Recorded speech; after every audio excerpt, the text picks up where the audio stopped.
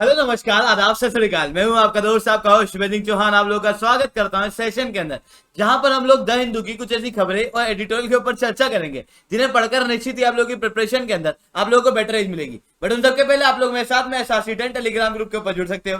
Class की update PPT PDF आपको हमें मिल जाती है। इसके अलावा रोज सुबह 9 बजे ये क्लास मेरे द्वारा ली जाती है पाथफाइंडर चैनल के ऊपर। आप यहाँ पर मेरे साथ में जुड़ सकते हो। इसके अलावा अगर आप लोगों को इस क्लास की रेगुलर अपडेट प्राप्त करना है तो इस चैनल को सब्सक्राइब करना बिल्कुल मत भूलना। तो दोस्तों आज हम लोग इन सारे टॉपिक्स के ऊपर चर्चा करने वाले हैं। आज 2 एडिटोरियल हैं, 2 टेक्स्ट एंड कॉन्टेक्स्ट है और 3 खबरें जो कि खास दिखाई दे रही हैं। सबसे पहले बात करते हैं एडिटोरियल के ऊपर कि एडिटोरियल के अंदर क्या खास है। जियो politics without Jio economics of full errand. देखो यार, इंडिया की फॉरेन पॉलिसी उसके अंदर क्या कमियां हैं वो directly UPSC point of view से इंपॉर्टेंट है अकॉर्डिंग टू द सिलेबस। हालांकि यहां से क्वेश्चन ज्यादा आए नहीं है, पर क्योंकि सिलेबस में है तो हम लोग इन सारी चीजों के ऊपर देखते हुए चलते हैं। छोड़ना क्यों, क्या पता कल को क्वेश्चन आ जाए। ठीक है, तो चलिए समझने की कोशिश करते हैं। देखो हुआ क्या है कि एक सीधी चीज बताता हूं मैं कि भारत की जो फॉरेन पॉलिसी है उसके अंदर अभी एक रिसेंटली ज्यादा वर्ड रिपीट होता हुआ दिखता है, जियो पॉलिटिक्स। कि जियो पॉलिटिक्स में ये हो रहा है, जियो पॉलिटिक्स में वो हो रहा है, और जियो पॉलिटिक्स में हम लोग ऐसा कर देंगे, जियो पॉलिटिक्स में हम लोग वैसा कर देंगे। ऐसी बातें तो चल रही हैं, पर हम लोग कहीं मिस कर जा रहे हैं कुछ चीजों को। हम लोग जियो पॉलिटिक्स की तो बात कर रहे हैं पर जियो इकोनॉमिक्स की बात नहीं कर रहे हैं। जबकि जियो इकोनॉमिक्स जियो पॉलिटी का बेस है। जियो इकोनॉमी की वजह से ही जियो पॉलिटी चलती है, क्योंकि सारी राजनीति के पीछे एक ही खेल है कि हमारा मुनाफा क्या है, हमारा बेनिफिट क्या है। पर इंडिया जो है वो जियो इकोनॉमी को देखने में पीछे रह जाता है। ये कैसे पता चलता है? रिसेंटली आईपीईएफ की मीटिंग हुई थी। इसके अंदर ये क्वाड के अंदर फ्रेमवर्क आया था, क्वाड की रिसेंट मीटिंग के अंदर। और इस फ्रेमवर्क के अंदर 4 पिलर जो है वो यूनाइटेड स्टेट्स द्वारा बताए गए थे, इंडो पैसिफिक इकोनॉमिक फ्रेमवर्क। इन 4 पिलर में से एक पिलर था ट्रेड का। भारत ने वो एक ट्रेड पिलर ज्वाइन नहीं किया, और ये तब हुआ है, इसके ठीक 2 साल पहले भारत ने आरसेप भी ज्वाइन नहीं किया था। कोविड-19 के समय पर भारत का एंथुजियाज्म बदला है। भारत की फॉरेन पॉलिसी वहीं दूसरी तरफ बदल रही है, जहां पर दूसरे जो देश हैं उनके साथ में हम लोग बायलैटरली फ्री ट्रेड एग्रीमेंट कर रहे हैं, एफटीए कर रहे हैं। और हम लोग जो इंडिविजुअली है बायलैटरली हम लोग यूएई के साथ में करेंगे, हम लोग कनाडा के साथ में बात कर रहे हैं। यूरोपियन यूनियन के साथ में जो फ्री ट्रेड एग्रीमेंट की बात 2013 में रुक गई थी उसको वापस से कंटिन्यू किया। पर मल्टीलेटरल लेवल पे हम लोग फ्री ट्रेड एग्रीमेंट नहीं कर रहे हैं। हम लोग जियो पॉलिटिक्स की तो बात कर रहे हैं पर हम लोग जियो इकोनॉमी की बात नहीं कर रहे। अब हम लोग क्यों ये फ्री ट्रेड एग्रीमेंट नहीं कर रहे हैं, उनके थोड़े से रीजन देखने की समझने की कोशिश करते हैं। देखो यार, क्या बात है कि हम लोगों को इंटरनेशनल लेवल पर इकोनॉमिक पार्टनरशिप के अंदर या ट्रेड पार्टनरशिप के अंदर इंडिया इसलिए ज्वाइन नहीं करता है क्योंकि इंडिया को डर है चाइना का कि अगर हम लोग फ्री ट्रेड एग्रीमेंट कर लेंगे या फिर इंटरनेशनल लेवल पे कोई ट्रेड से रिलेटेड एग्रीमेंट को साइन कर देंगे तो हो सकता है कि चाइना उस चीज को वेपनाइज कर दे और चाइना उस चीज का प्रयोग करे इंडिया के अंदर अपने सस्ते सामान को डंप करने के लिए। वहीं दूसरी तरफ अगर आप देखोगे तो इंडो पैसिफिक इकोनॉमिक फ्रेमवर्क ये बना ही चाइना को काउंटर करने के लिए था, तो इसको हम लोगों को क्यों छोड़ना पड़ा? फिर इंडिया और चाइना का जो व्यापार है वो हम लोगों ने फ्रेमवर्क ज्वाइन नहीं किया है, फिर भी लगातार बढ़ ही रहा, स्टैंड ऑफ के बाद भी बढ़ रहा। नॉट जस्ट दिस, अगर आज हम लोग इन इकोनॉमिक फ्रेमवर्क्स को ज्वाइन नहीं करते हैं, ये इकोनॉमिक पार्टनरशिप को ज्वाइन नहीं करते हैं, रीजनल या मल्टीलेटरल पार्टनरशिप को ज्वाइन नहीं करते, तो आने वाले समय के अंदर क्या होगा कि सारे देश पार्टनरशिप ज्वाइन कर चुके होंगे, इंडिया जो है वो आइसोलेट हो जाएगा। तो एक इशू यहां पर ये बताया गया। साथ में क्या है कि इंडिया को एक बड़ा चैलेंज फेस करना पड़ता है इन्वेस्टमेंट से रिलेटेड, बिजनेस से रिलेटेड। देखो यार, आपने अभी सुना होगा कोरोना आया था। जब कोरोना आया था तो कई सारे देशों के अंदर जो कंपनियां थी वो चाइना के अंदर काम करती थी, पर जो चाइना के अंदर काम करने वाली कंपनियां थी उनके नेटिव देशों ने कहा कि देखो वहां से अपनी फैक्ट्री हटा लो। Australia, United States of America, Japan, इन सारे देशों ने अपनी कंपनियों को कहा कि चाइना के अंदर से अपनी कंपनी हटाओ, दूसरी जगह लगाओ, और उसके लिए इंसेंटिवाइज भी किया, जिसके कारण से कंपनियों ने चाइना को छोड़ा। चाइना को छोड़ा तो दूसरे सबसे बड़ी आबादी वाले देश भारत आना चाहिए था, पर ये भारत ना आते हुए वियतनाम जैसे देशों के अंदर गई थी कंपनियां। क्यों? क्योंकि भारत के पास में ईज ऑफ डूइंग बिजनेस नहीं है, भारत दूसरे देशों के साथ में वो एग्रीमेंट नहीं किया हुआ है। तो भारत के अंदर अगर हम लोग प्रोडक्शन करते भी हैं तो एक्सपोर्ट करने के अंदर प्रॉब्लम आती है। तो इस कारण से भारत के अंदर ये कंपनियां नहीं आई हैं। और भारत के अंदर अगर हम लोग को इन कंपनियों को अट्रैक्ट करना है तो हम लोगों को क्या करना चाहिए? हम लोगों को करना चाहिए कि यार यहाँ पर ये जो कंपनियां हैं, यहाँ पर जो इकोनॉमिक फ्रेमवर्क है, हम लोगों को उसको ज्वाइन करना चाहिए। साथ में क्या है कि अगर इंडिया हेजिटेंट है मल्टीलेटरल लेवल पे या फिर बायलेटरल लेवल पे या फिर रीजनल लेवल पे इन इकोनॉमिक फ्रेमवर्क को ज्वाइन करने से, कारण है चाइना, तो चाइना के कारण की वजह से भारत को उल्टा ज्वाइन करना चाहिए, वरना अपने आप को रेस्ट्रिक्ट करने की बजाय, वरना चाइना जो है वो इंडिया को आइसोलेट करने में सक्षम हो जाए। ठीक है, अब मैं वापस से उसी बात पे आता हूं, क्या पे कि जियो पॉलिटी ही जियो इकोनॉमी का बेस है, जियो इकोनॉमी जियो पॉलिटी का बेस है। आपको क्या लगता है क्वाड, आपको क्या लगता है इंडो पैसिफिक, जिसकी बात अभी इतनी उभर के आ रही है, क्या ये मिलिट्री ऑर्गेनाइजेशन है? क्या ये political organization? Indo Pacific region की बात जो हम लोग कर रहे हैं ये किसी पॉलिटिक्स की वजह से कर रहे हैं, किसी मिलिट्री चीज की वजह से कर रहे हैं, या सारी चीज के पीछे एकमात्र कारण है दैट इज इकोनॉमी? क्योंकि इंडो पैसिफिक रीजन से बहुत ज्यादा व्यापार होता है और चाइना जो है वो यूएस के व्यापार के ऊपर थ्रेट बना हुआ है, ट्रेड वॉर चल रहा है। ऐसी कंडीशन के अंदर यूएस जो है वो क्वाड, I2U2 जैसी संस्थाओं को डेवलप कर रहा है ताकि चाइना को ट्रेड के अंदर काउंटर कर सके। इंडिया और चाइना का डिस्प्यूट भले ही बॉर्डर का है पर इंटरनेशनल लेवल पे अमेरिका और चाइना का डिस्प्यूट एक्चुअल में ट्रेड का है। मतलब जितने भी ये बड़े बड़े देश हैं इनके लिए इकोनॉमी मैटर करती है, तो इंडिया को भी अपनी इंटरनेशनल पॉलिटिक्स को इकोनॉमी पॉइंट ऑफ व्यू से सोचना जो है वो शुरू करना चाहिए।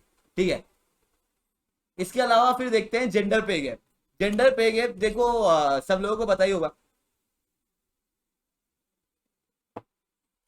होता ही है कि एक काम होता है।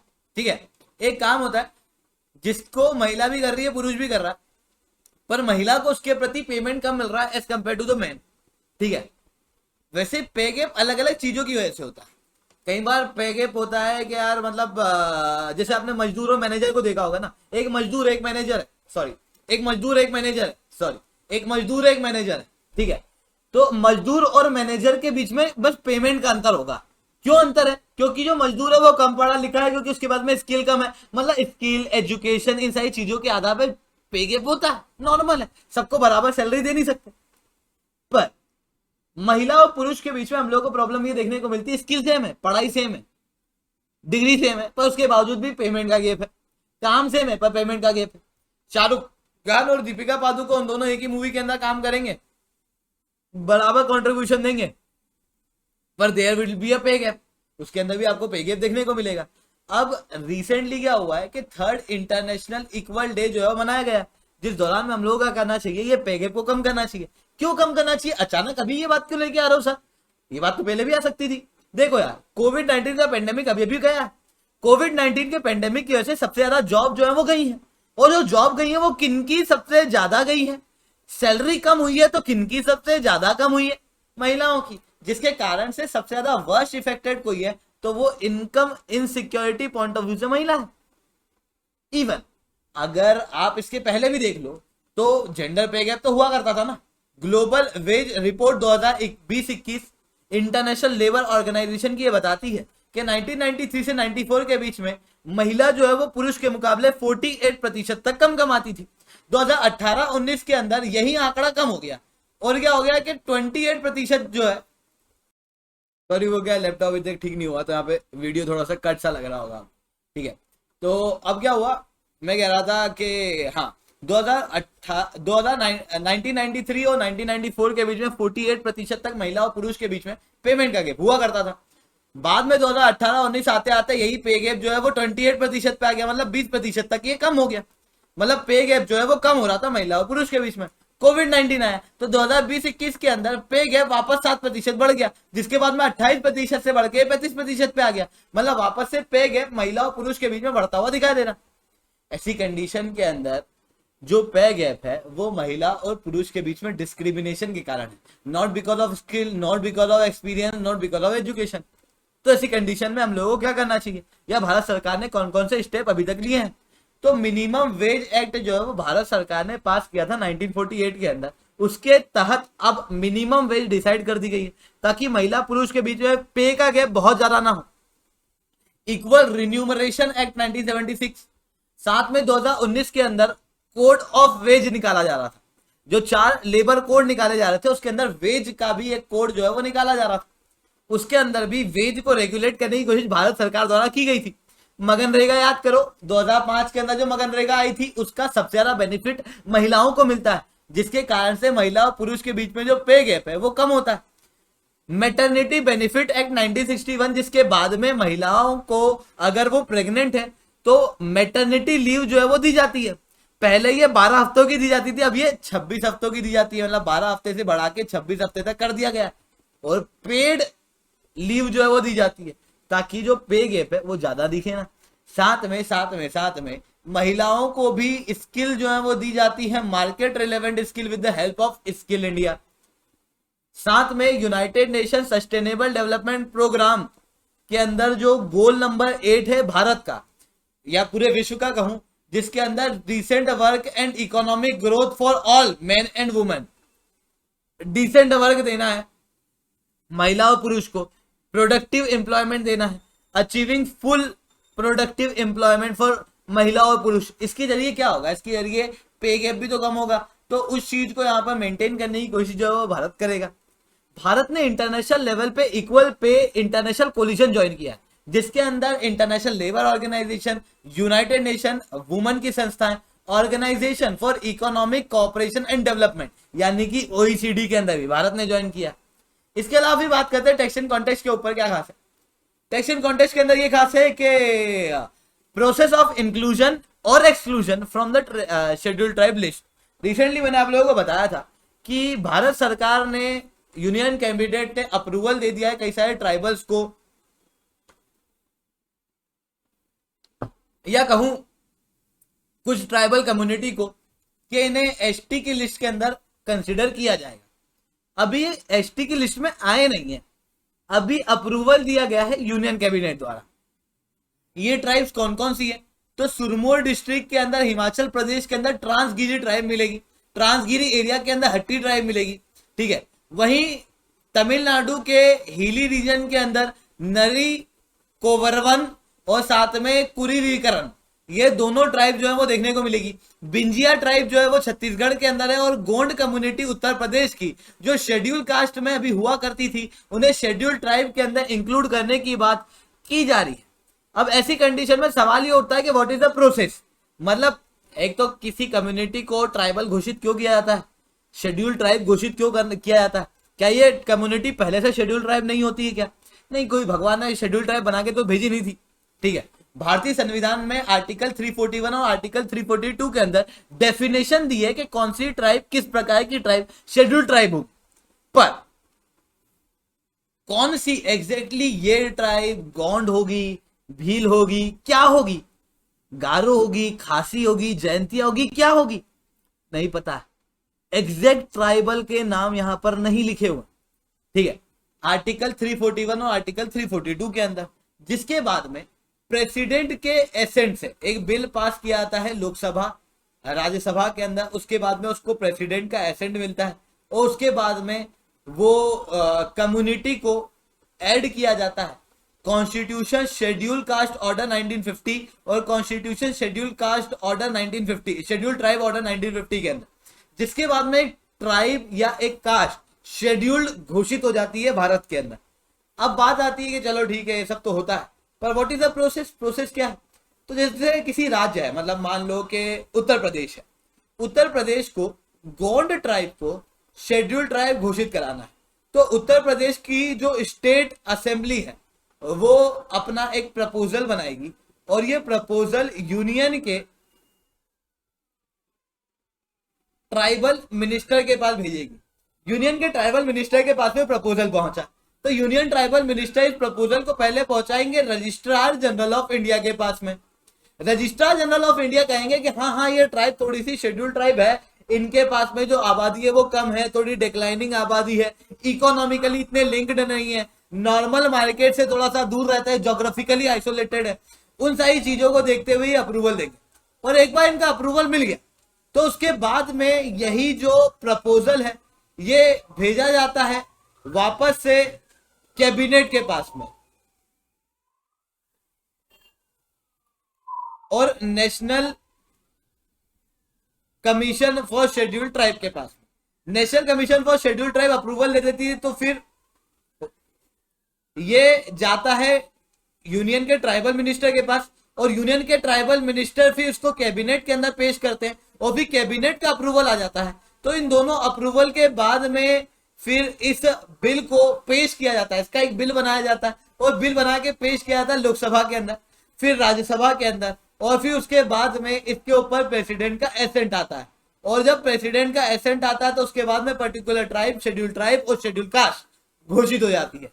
अभी क्या हुआ, जिन ट्राइबल्स के मैं नाम बता रहा हूं, जिन ट्राइबल कम्युनिटी के मैं नाम बता रहा हूं, उनको कैबिनेट का अप्रूवल मिल गया है। अब कैबिनेट के अप्रूवल के बाद ये लोकसभा में या फिर राज्यसभा में जाएगी, किसी भी एक हाउस में, फिर अगले हाउस में जाएगी, पास होगी और उसके बाद में भी प्रेसिडेंट का अप्रूवल मिलेगा। अब क्या किसी भी ट्राइब को, जैसे मैं बैठा हुआ, मेरे को घोषित कर दे कि ये ट्राइब है, ये शेड्यूल्ड ट्राइब है और चलो तुमको अब हम लोग बेनिफिट दे देंगे, ऐसे तो नहीं करेंगे। मतलब कोई आधार भी तो होना चाहिए कि किस आधार पे किसी ट्राइब को शेड्यूल्ड ट्राइब घोषित किया जाता है। तो मतलब ट्राइबल पहले किसको मानेंगे, एक होता है ट्राइबल। ट्राइबल बहुत सारी कम्युनिटी है, उनमें से कुछ ट्राइब शेड्यूल्ड ट्राइब है, कुछ ट्राइब पीवीटीजी है, पर्टिकुलरली वल्नरेबल ट्राइबल ग्रुप। तो जो शेड्यूल्ड ट्राइब है ये घोषित की जाती है प्रोसीजर के जरिए, ठीक है। पर ये किसी ट्राइब को ही घोषित किया जाता होगा ना, ऐसी थोड़ी किसी को भी। तो किसको ट्राइब माना जाता है, पहली चीज तो ये। और उनमें से भी कौन सी ट्राइब को शेड्यूल्ड ट्राइब जो है वो घोषित किया जा सकता है। तो ऐसी ट्राइब या ऐसी कम्युनिटी जिसके एथनिक ट्रेट देखे जाते हैं, ट्रेडिशनल कैरेक्टरिस्टिक देखी जाती है, उनका कल्चर जो है वो दूसरे कल्चर से काफी ज्यादा अलग है, ज्योग्राफिकल आइसोलेशन है, बैकवर्डनेस है, उन सारी ट्राइब को ट्राइब और शेड्यूल्ड ट्राइब जो है वो घोषित किया जाता है, ठीक है।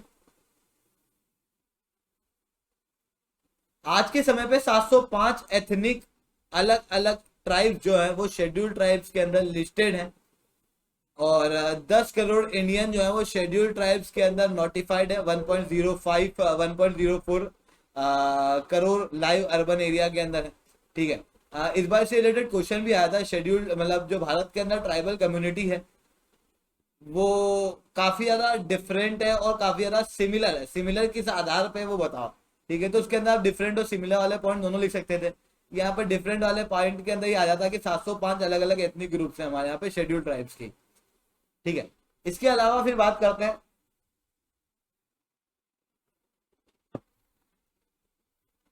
ये खबर थोड़ी पुरानी है पर इसका टेक्स्ट एंड कॉन्टेक्स्ट अभी आया है तो उसके ऊपर अपन अभी डिस्कस कर रहे हैं कि जो ब्रोकन राइस होते हैं ना, टूटे हुए चावल, ये टूटे हुए चावल वैसे भोजन के अंदर यूज आते नहीं है, पर इन चावल के एक्सपोर्ट के ऊपर भारत ने बैन लगा दिया है।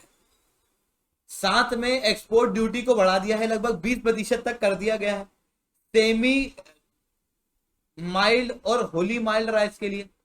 ब्राउन राइस आपने सुना होगा, वो जो मोटे चावल आते हैं उनके लिए 20% तक राइस हस्क के लिए बढ़ा दी गई है एक्सपोर्ट ड्यूटी भारत सरकार द्वारा। पर ऐसा क्यों हो गया? ऐसा होने का कारण ये था, भारत के पास में फूड सिक्योरिटी एक्ट है। भारत कोशिश करता है कि भारत के अंदर जो गरीब वर्ग है उसके पास में फ्री में भोजन पहुंचे, पर उसके पास में भोजन पहुंचने के लिए फूड कॉर्पोरेशन ऑफ इंडिया द्वारा फूड को प्रोक्योर किया जाता है। अलग अलग किसानों से फूड को लिया जाता है, जैसे गेहूं चावल ले लेते हैं, है ना, एमएसपी के ऊपर, और फिर वो फूड कॉर्पोरेशन के पास में फूड आया और फिर वो किसानों के पास तक पहुंचाया जाता है, सॉरी लोगों के पास तक पहुंचाया जाता है बहुत ही सस्ते दामों के अंदर, राशन शॉप वगैरह इन सारी चीजों के जरिए। अब होता क्या है, होती बहुत साधारण सी चीज है, समझना मेरी बात, कि यार सस्ता तो पहुंचाया जाता है पर उसके लिए फूड कॉर्पोरेशन ऑर्गेनाइजेशन के पास में स्टॉक होना भी चाहिए। पर रिसेंटली क्या हुआ कि भारत के अंदर जो गेहूं था वो खराब हुआ, बहुत भारी मात्रा में खराब हुआ। मतलब देखने को ये मिला कि हमारे टारगेट थोड़े से 120 मिलियन टन के थे, वो 105-106 मिलियन टन के ऊपर आके रुक गए, क्योंकि हीट वेव अचानक से बढ़ गई थी, है ना। एक्सट्रीम क्लाइमेटिक इवेंट जो है वो हम लोगों को गेहूं के केस के अंदर देखने को मिल रहे थे और साथ में एक्सपोर्ट ज्यादा हुआ, है ना, प्राइवेट ट्रेडर को ज्यादा बिके गेहूं instead of going to the Food Corporation of India. मतलब गेहूं हुआ तो सही, पर उसके अंदर से प्रोक्योर बहुत ही कम हुआ, और जब प्रोक्योर कम हुआ तो फूड कॉर्पोरेशन ऑफ इंडिया के पास में पहले ही फूड स्टॉक कम है। चावल भी इस बार कम देखने को मिल रहा है। चावल होता कहां पर है, जहां पर बारिश ज्यादा होती है। आंध्र प्रदेश, तेलंगाना, पंजाब, हरियाणा, छत्तीसगढ़, ओडिशा, मध्य प्रदेश, तमिलनाडु, महाराष्ट्र, उत्तर प्रदेश, बिहार और सबसे important West Bengal, largest producer of rice देखने को मिलता है। तो इन सारी जगहों पर हम लोगों को दिखाई देता है कि चावल उगते हैं, पर यूपी, झारखंड, पंजाब, बिहार के यहाँ पर पानी इस बार कम गिरा, तो कई सारी जगहों पर पानी ज्यादा गिरा, जिसके कारण से राइस की खेती कम हुई, तो ओवरऑल रूप से राइस का प्रोडक्शन भी कम हुआ। अब एक तरफ राइस का प्रोडक्शन कम हुआ है, दूसरी तरफ क्या हो रहा है, दूसरी तरफ फूड कॉर्पोरेशन ऑफ इंडिया के पास में पहले ही चावल कम है, तो हम लोगों को उसके पास में गेहूं, पहले ही गेहूं कम है, उसके पास में अब चावल भी कम होगा तो दिक्कत तो होनी है। तो ऐसी कंडीशन में हम लोगों को उसके पास में चावल पहुंचाने पड़ेंगे, तो एक्सपोर्ट के ऊपर रोक लगानी पड़ेगी, फर्स्ट थिंग। दूसरा, भारत के अंदर हम लोगों को राइस को अवेलेबल कराना पड़ेगा, लोगों तक चावल पहुंचाना पड़ेगा।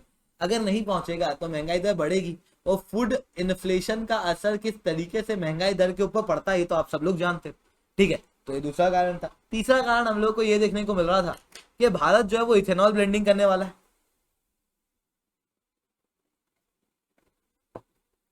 भारत की नेशनल बायोफ्यूल पॉलिसी के तहत हम लोग पेट्रोल को 20% तक ब्लेंड करने वाले इथेनॉल से 2025 तक। पर इथेनॉल से ब्लेंड करना है तो इथेनॉल बनाना भी तो पड़ेगा। अब इथेनॉल बनाना है तो भैया पहले हमारे यहाँ पर जो चावल से इथेनॉल बनता था वो 2.2 करोड़ लीटर का बनता था। अब जल्दी से मेरे को कमेंट करके बताओ कि अगर हम लोग गेहूं से बात कर रहे हैं या चावल से बात कर रहे हैं, मतलब राइस से बात कर रहे हैं कि यार भैया तुम से हम लोग इथेनॉल बनाएंगे, तो ये ethanol first generation, second generation, third या फोर्थ है, जल्दी से कमेंट करके बताओ। तो फूड कॉर्पोरेशन ऑफ इंडिया से पहले जो 2.2 करोड़ लीटर तक का इथेनॉल बनता था, अब वो 26.64 करोड़ लीटर तक का बन रहा है। मतलब लगभग 10 गुना हम लोग को इथेनॉल बढ़ाना है, तो फिर चावल की अवेलेबिलिटी भी तो बढ़ानी पड़ेगी, क्योंकि चावल से भी इथेनॉल बनता है फर्मेंट करके। तो भारत ने अपने एक्सपोर्ट के ऊपर रेस्ट्रिक्शन लगाया चावल के, वहीं जो ब्रोकन राइस है उसके ऊपर तो बैन लगा दिया एक्सपोर्ट के ऊपर। अब इसका असर क्या होगा, तो भैया अभी तक गेहूं के ऊपर रेस्ट्रिक्शन भारत ने लगाए थे, चल जाता था क्योंकि दूसरे भी देश थे गेहूं उगाने वाले, पर इंडिया 41% तक वर्ल्ड के राइस का एक्सपोर्ट चलाता, लार्जेस्ट एक्सपोर्टर है राइस का। भारत के द्वारा चावल के एक्सपोर्ट के ऊपर बैन लगाना वर्ल्ड के ऊपर बड़े रिपरकेशन दे सकता है।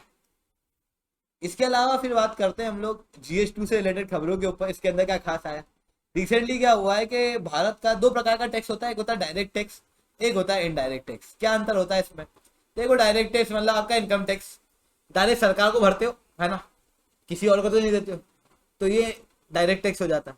इनडायरेक्ट टैक्स क्या होता है, इनडायरेक्ट टैक्स होता है कि सरकार वसूल करती है ये टैक्स भी आपसे, पर आप ये डायरेक्ट नहीं देते। आप कभी रेस्टोरेंट पे खाना खाने गए हो, रेस्टोरेंट पे खाना खाने गए होगे तो रेस्टोरेंट का एक बिल आता है, उस बिल के अंदर देखना GST करके लिखा रहता है। ये टैक्स आपसे पहले रेस्टोरेंट वाला वसूल करेगा और फिर रेस्टोरेंट वाले सरकार करेगी, करना आपसे ही है, पर ये क्या हो गया, इनडायरेक्ट हो गया, this is called as indirect tax. Bharat का इनडायरेक्ट टैक्स पिछली बार से काफी ज्यादा बड़ा है और लगभग 23% तक ये टैक्स जो है बढ़ता हुआ दिखाई दे रहा है। 7 लाख करोड़ तक का अभी तक का हम लोगों को देखने को मिल रहा है कि डायरेक्ट टैक्स से रेवेन्यू कलेक्ट हो चुका है। पिछले पूरे साल के अंदर 5 लाख करोड़ तक का ही रेवेन्यू डायरेक्ट टैक्स से कलेक्ट हुआ था। वहीं GST का कलेक्शन भी अभी काफी ज्यादा है, साथ में क्यूमुलेटिव एडवांस भी इस बार बढ़ता हुआ दिख रहा है। मतलब ओवरऑल रूप से भारत सरकार के पास में टैक्सेशन जो है बढ़ रहा है। इसके अलावा फिर बात करते हैं GS3 के ऊपर कि NSCN-IM के द्वारा प्री स्टॉक जो है वो वापस से शुरू करने की बात जो है वो की जा रही है। अब सवाल उठता ही है NSCN-IM है क्या, ठीक है, मतलब वैसे तो ये पहले भी चल रहा था, 2015 के अंदर एग्रीमेंट हो गया था। एक ब्रीफ इतिहास बता देता हूं कि नागा इंसर्जेंसी से जुड़ा हुआ होता यह है कि 1826 के अंदर नागा हिल्स के ऊपर अंग्रेजों का कंट्रोल होता है। 1918 तक आते आते नागा हिल्स के अंदर जो ट्राइब्स होते हैं वो आज़ादी की मांग करने लगते हैं 1918 तक। ठीक है, सेपरेटली मांग करते हैं। हालांकि यही नागालैंड के अंदर सिविल डिसोबीडियंस मूवमेंट के अंदर भी भाग जो है वो लिया गया था।